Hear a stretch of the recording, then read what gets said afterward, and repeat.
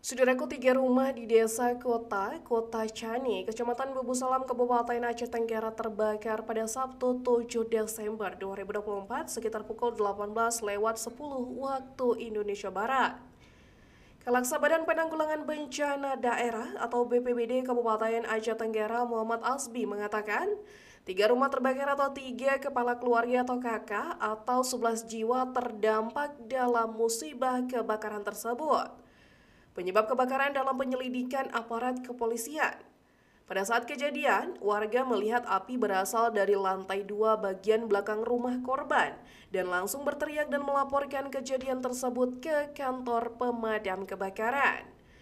Pemadam kebakaran BPBD Aceh Tenggara menerima informasi dari warga tentang kejadian kebakaran di desa Kota Cani, Kecamatan Babu Salam. Menyikapi kejadian tersebut, petugas pemadam kebakaran Pos Lawe Sigala dan Pos Mako Damkar langsung bergerak ke lokasi kejadian untuk melakukan penanganan kebakaran di rumah tersebut. Mobil pemadam kebakaran dikerahkan sebanyak 4 unit.